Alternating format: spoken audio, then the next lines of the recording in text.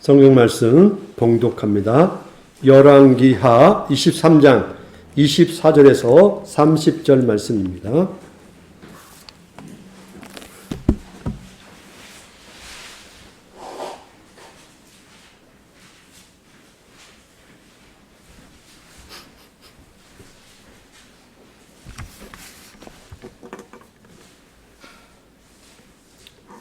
구약성경 604쪽입니다.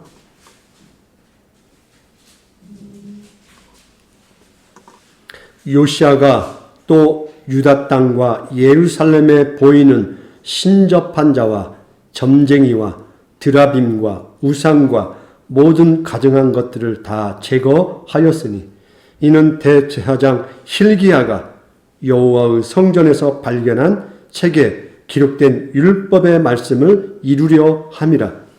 요시야와 같이 마음을 다하며 뜻을 다하며 힘을 다하여 모세의 모든 율법을 따라 여호와께로 돌이킨 왕은 요시야 전에도 없었고 후에도 그와 같은 자가 없었더라. 그러나 여호와께서 유다를 향하여 내리신 그 크게 타오르는 진노를 돌이키지 아니하셨으니 이는 므낫세가 여호와를 경노하게 한 그 모든 경노 때문이라. 여호와께서 이르시되 내가 이스라엘을 물리친 것 같이 유다도 내 앞에서 물리치며 내가 택한 이 성 예루살렘과 내 이름을 거기에 두리라 한 이 성전을 버리리라 하셨더라. 요시야의 남은 사적과 행한 모든 일은 유다 왕 역대 지략에 기록되지 아니하였느냐. 요시야 당시에 애굽 왕 바로 느고가 아수르 왕을 치고자 하여 유브라데 강으로 올라가므로 요시야 왕이 맞서 나갔더니 애굽 왕이 요시야를 무기토에서 만났을 때 죽인지라. 신복들이 그의 시체를 병거에 싣고 무기토에서 예루살렘으로 돌아와 그의 무덤에 장사하니 백성들이 요시야의 아들 여호아하스를 데려다가 그에게 기름을 붓고 그의 아버지를 대신하여 왕으로 삼았더라. 자, 오늘 말씀의 제목은 나의 선한 의도가 좋은 결과만을 만들지는 않습니다라는 제목입니다.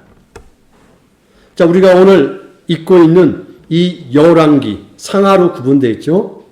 원래는 그냥 열왕기 서입니다. 우리가 구분을 한 거예요. 상하로. 자, 그러면 이 열왕기 서의 기록 목적이 무엇일까요? 이제 열왕기하가 다 끝나갑니다.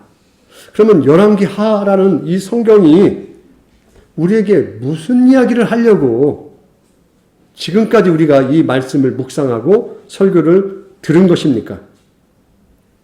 이 열왕기서는 언제 기록이 되냐면요. 이 남유다가 멸망하고 바벨론으로 포로로 잡혀갔던 시기에 기록된 성경입니다. 그러면 포로로 잡혀가서 이걸 기록했다는 것은 왜 기록했겠습니까? 왜 우리가 멸망하게 되었는가에 대한 질문이겠죠. 왜 우리가 하나님께 약속받은 땅에서 쫓겨나는 이 비극을 겪게 되었는가? 그 원인을 진단하는 성경의 내용인 것입니다.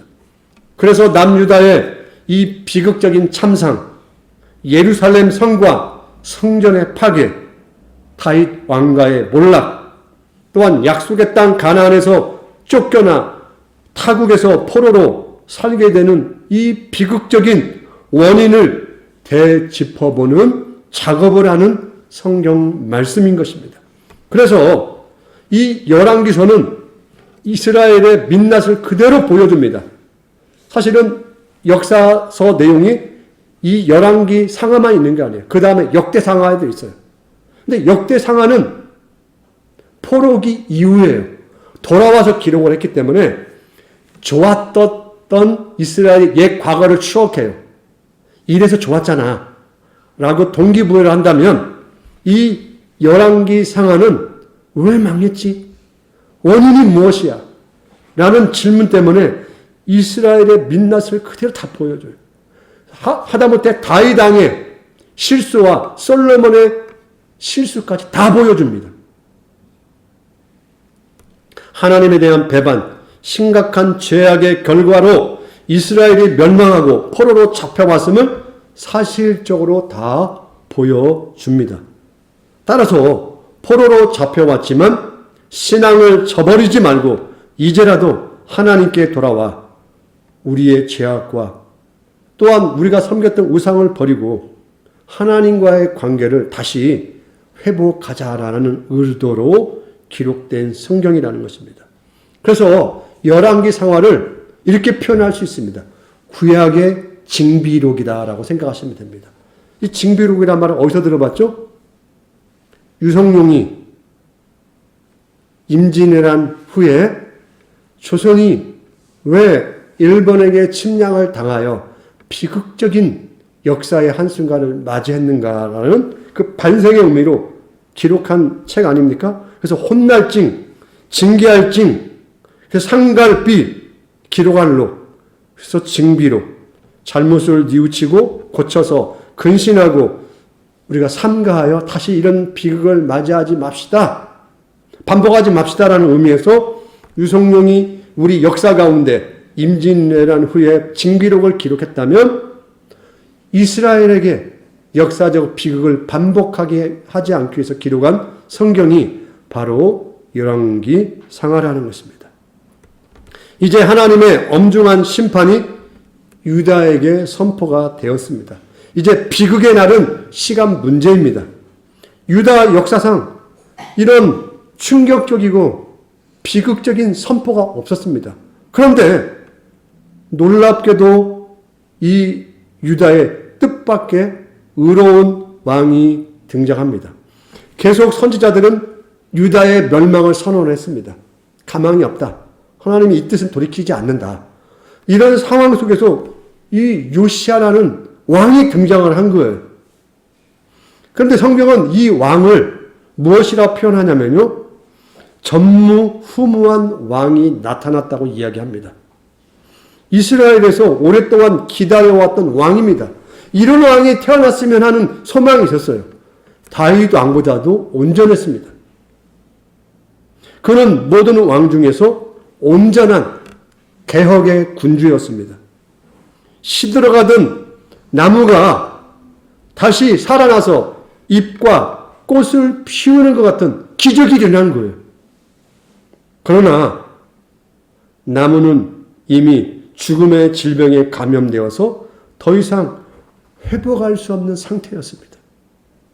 다만 죽음을 앞두고 마지막 소망의 불꽃을 피우고 쓰러져야 했던 것입니다. 너무 늦게 등장한 왕이었던 것입니다. 그래서 많은 아쉬움이 있습니다. 우리 역사 속에서 정조를 생각하시면 됩니다. 조선의 마지막 기회, 개혁의 군주였던 정조의 죽음으로 말미암아 조선의 왕조는 내리막길을 달리게 됩니다. 정조라는 훌륭한 왕을 그들이 가졌음에도 불구하고 근본적으로 조선이 변화하지 않습니다. 이와 마찬가지로 요시야라는 놀라운 왕이 있음에도 불구하고 새로운 변화가 있지 않았다는 것입니다. 요시야가 했던 개혁을 이렇게 표현합니다. 25절에 요시야와 같이 마음을 다하며 뜻을 다하며 힘을 다하여 모세의 모든 율법을 따라 여호와께로 돌이킨 왕은 요시야 전에도 없었고 후에도 그와 같은 자가 없었더라. 요시야의 하나님에 대한 신실하심은 심지어 다윗과 히스기야를 능가하는 모든 왕 중에 최고의 왕이었던 것입니다. 그런데 어떤 일이 벌어집니까? 우리가 오늘 본문에서 읽었죠. 23장 29절에 어떤 일이 발생했죠? 소망이었던 개혁군주 요시야 왕이 어떻게 합니까? 전쟁터에서 비극적인 죽음을 맞이하게 됩니다. 우리는 이 시점에 하나님의 일하심에 대하여 의문이 생깁니다. 왜 그렇습니까? 18장과 20장 사이에 누가 등장합니까? 히스기야 왕이 등장합니다.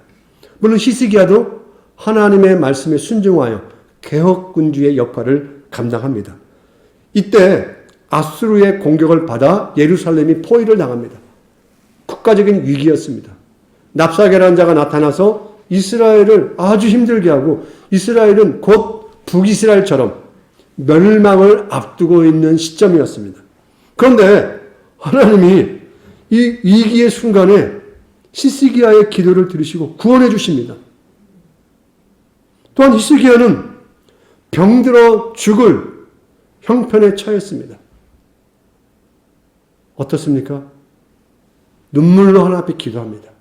하나님이 15년의 생명을 영장시켜 주십니다.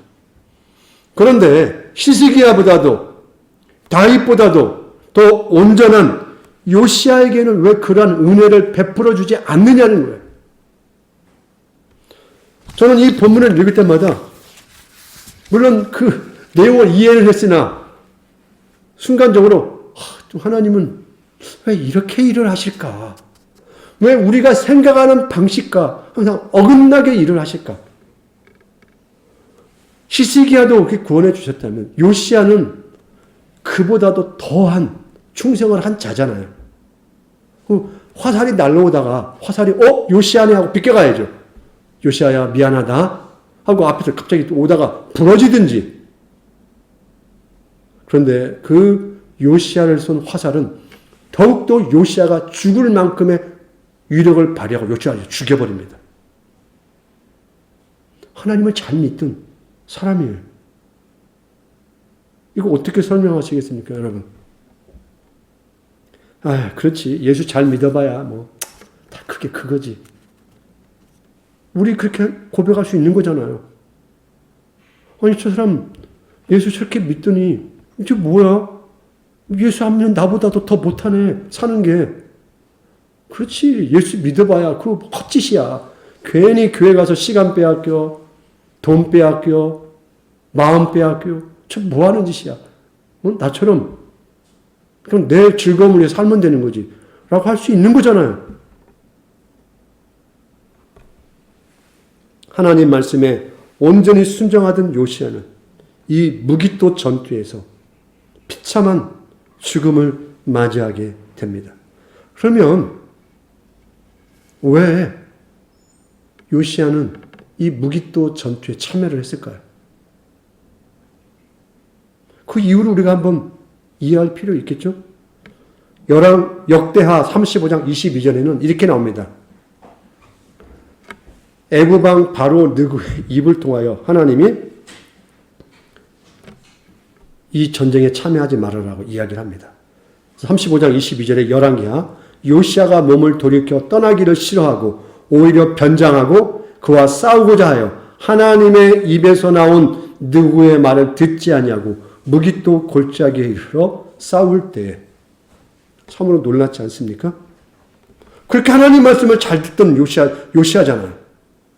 그런데 이 구절에는 하나님의 입에서 나온 느고의 말을 듣지 아니하고 본문에서 고집스러운 요시야의 모습이 등장하거든요. 전에도 없었고 후에도 그와 같은 자가 없었다는 칭찬을 받던 요시야에게 무슨 일이 일어나는 것입니까? 왜 이런 비극적인 일이 일어나게 됐던 것이죠? 그에게는 왜 이 전쟁터에서 떠나지 못하는 일이 있어야만 했던 것입니까? 이 국제질서의 긴박한 혼돈 속에 이 요시야는 끼어들어 비참한 죽음을 맞이해야만 했던 건가요? 요시야에게 무언가 이유가 있었다라는 것입니다. 지금 이스라엘 북쪽에는 어떤 새로운 강국이 등장했습니까? 바벨론이라는 강대국이 신흥 강국이 등장했어요. 그리고 기존 전통적인 강국은 아수르예요. 아수르에서 형제국가인 북이스라엘이 멸망을 했어요. 또한 그 아수르에 의해서 히스기야 때뿐만 아니라 엄청난 고난을 겪었어요. 그런데 신흥 강국 아수르와 메대가 연합전선을 펴고 마지막 아수르를 무너뜨리기 위해서 지금 전쟁이 시작되었습니다. 근데 이 모습을 보고 있던 강대국 애굽이 이 고대 근동 지역의 패권 문제에 구경할 수가 없었던 거예요. 그러니까 바벨론이 아수르를 멸망시키고 남하하여 팔레스타인 지역을 다 장악하고 유다까지 그 애굽까지 공격해 온다면 애굽의 앞날에 비극적인 결과밖에 없는 거죠. 그래서 세계에 지정학적인 엄청난 충돌의 사건이 발생한 거예요. 그 중간에 누가 끼어 있어요? 조그마한 유다가 끼어 있는 거죠. 우리 한반도를 생각하면 돼요. 북쪽으로는 중국과 러시아가 있고 해양 세력으로는 미국과 일본이 있고 그 중간에 다 끼어 있다 생각해 보세요.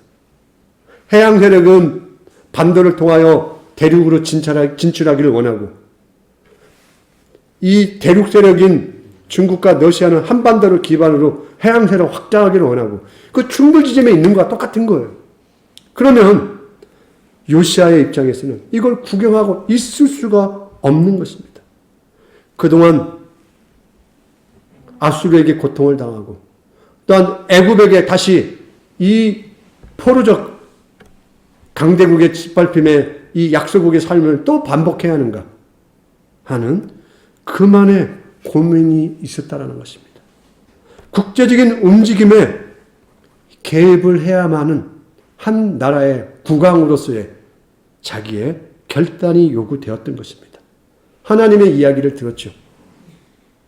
참전하지 말아라. 그러나 그는 아수르의 부활들로 막아야 돼 했고 다시 애굽의 그늘로부터 벗어나야 하는 이 유다의 독자적 어떤 독립적 삶을 국가의 운영을 요구했기 때문에 그는 하나님의 말씀이 있었음에도 불구하고 이 전쟁을 강 건너 불구경하고 있을 수가 없었다라는 것입니다. 그러므로 그는 이 유다의 미래가 이 전쟁으로 말미암아 결정이 날 텐데 구경할 수 없어서 죽기 위해서 참전을 한 것입니다. 어떤 의미에서. 믿음의 참전이라는 표현이 아니라 그런 선택의 여지가 없었던 것입니다. 임진왜란 마지막 이순신이 선택했던 해전이 어떤 해전입니까? 노량해전이죠. 그렇죠? 이순신이 여기서 승리하여 살아남으리라고 생각하고 참전하는 게 아니었습니다. 그가 살아남았어도 그는 죽었습니다. 선조에게. 선조가 이순신을 가만 놔둘 수가 없었어요. 우리는 충무공 그를 높이고 있지만은 그러나 내적으로는 이순신은 선조의 가장 큰 적이었기 때문에 전쟁이 끝나도 살아남았어도 이순신은 어떤 이유를 통해서도 죽음을 당했을 거예요. 이순신은 이 마지막 해전을 통하여 죽으러 간 거예요. 결과가 어떻게 나든 그 일본을 그냥 돌려보낼 수가 없었던 거죠. 자기로서는 그 선택을 할 수밖에 없었다라는 것입니다. 그와 같은 상황처럼 하나님을 그렇게 사랑하고 순종하던 요시아의 마지막 선택이 그런 비극적인 삶에도 불구하고 그는 선택을 했다라는 것입니다. 그러면 오늘 제가 이 말씀을 드리는 이유는 무엇입니까? 우리에게는 선택의 순간이 있죠. 어떤 의미에서 우리는 연속의 선택의 과정을 살 수밖에 없습니다. 결국 여러분은 선택의 삶을 할 것입니다. 그때마다 갈림길이 나올 거예요. 어떤 의미에서 객관적으로 하나님의 뜻이야. 저렇게 살면 하나님의 말씀대로 사는 거지. 그런데 그럼에도 불구하고 잠시 내가 귀를 닫고 눈을 닫고 그렇지 않는 다른 갈림길에 선택을 해야 하는 상황을 반드시 만나게 될 것입니다. 내가 하나님이 원하는 뜻을 선택하지 않은 걸 알아요. 기뻐하지 않는다는 걸 알아요. 그런데 내가 그 길을 선택할 수밖에 없는 내 정황이 있다는 것입니다. 요시야에게는 마치 그와 같다라는 것입니다. 여러분의 상황과 별다르지 않아요. 잘 믿었다가도 막판에 못 믿어서 이 꼴 당하는구나. 그렇게 생각하시면 안 돼요. 예루살렘 성전이 파괴되어지고 나라가 망하고 백성들은 가나안 땅에서 쫓겨나서 이국 땅 멀리 끌려갈 것이에요. 하나님의 뜻 안에는 이 계획이 있으셨어요. 요시아가 등장했음에도 불구하고 하나님의 마음을 시원하게 할 만큼 온전한 계획을 이뤘음에도 불구하고 하나님은 그 뜻을 바꾸시지 않았어요. 요시아가 하나님의 말씀대로 온전한 삶을 살았음에도 불구하고 하나님은 자기의 뜻을 굽히시지 않기로 했다라는 것입니다. 다만 요시아는 자기가 한 나라의 왕으로서 선택할 수 있는 선택을 한 것뿐이에요. 그래서 요시아는 지옥에 갔더라. 그렇게 결론을 맺으시면 안 돼요. 성경은 요시아에 대해서 그렇게 말하고 있지 않아요. 그러면 결과가 긍정적이든 부정적이든 여러분은 당장 예배당에 나가는 순간부터 선택을 하셔야 할 겁니다. 아마 운전하면 교통신호 빨간불인데 갈까 말까부터. 오늘 교회에서 애들이 별로 말 안 듣는 것 같아요. 이거 가서 혼내는 낼까 말까. 수많은 어떤 선택의 요구가 있을 수 있죠. 사업하시는 분들은 어때요? 내가 눈 한번 딱 감으면 회사에게도 유익이고 나에게도 적당한 유익이 있을 수도 있는 거죠. 특별히 우리 한국 사람은 군대는 명령사회잖아요. 부당한 명령이 오면 이거 어떻게 하나? 그런 고민이 있을 것 같아요. 하다못해 사병 출신 저도 몇 번을 고민했거든요. 말이 안 되는 이걸 하는 거예요. 하라고. 고민되더라고요. 물론 안 했습니다. 안 하고 터졌죠. 저 같은 사람이야. 그 책임 분량이 작으니 한 대 맞으면 끝날 일이지만은 한 부대를 맡은 사람에서 뭔가를 안 했어요. 그러면 가서 왜 그랬어? 한 번 듣고 끝날 일입니까? 아니잖아요. 요시아는 나라의 흥망성쇠가 걸린 일이잖아요. 여러분 어떻게 하시겠습니까? 여러분 삶에 선택을 해야 하는 순간은 매일 온다는 것입니다. 그다음 도박을 하라는 말이 아닙니다. 그럼 우리 신앙은 도박인가? 내가 어떻게 잘 선택했다가 어떻게 잘 되면 잘 되는 것이고 그런 의미가 아니라는 것입니다. 오늘 여기서 여러분 기억하실 게 있습니다. 사람이 마음으로 자기의 길을 계획할지라도 그 걸음을 인도하시는 이는 여호와시니라. 그 인도하시면은 좋은 일도 있겠지만 실패와 좌절과 패배도 포함되고 있다는 사실을 기억했으면 좋겠어요. 하나님이 나의 걸음을 인도하니까 좋은 일만 있을 거야. 그렇게 생각하지 마시라는 것이죠.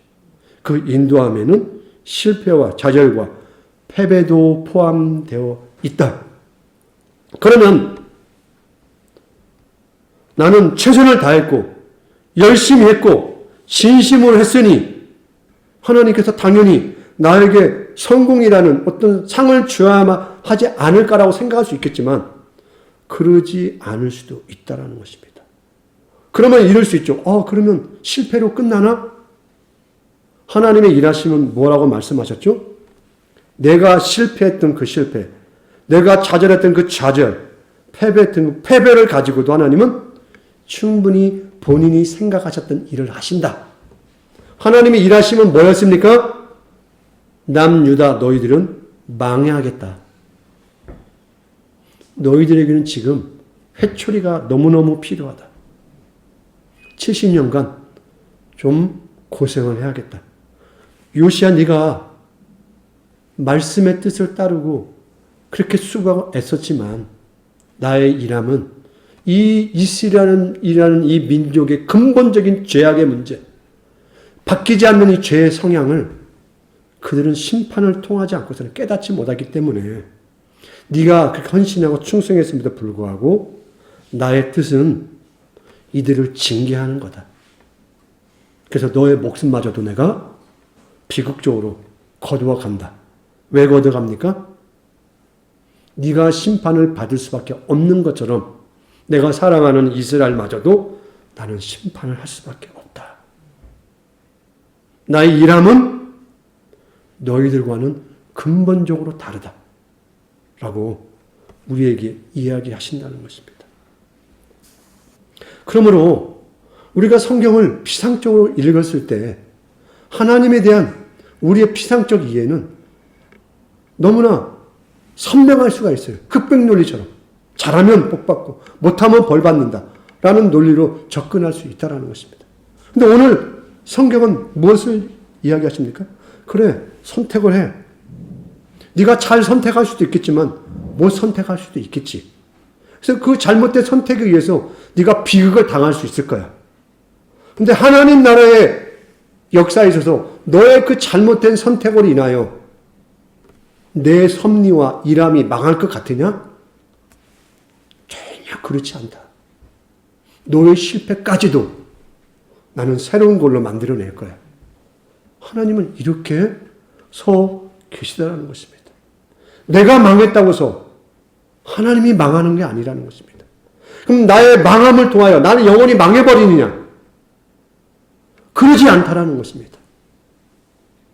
그 망함 속에서는 하나님의 새 창조의 역사가 어떻게 이루어질지 알 수 없다라는 것입니다.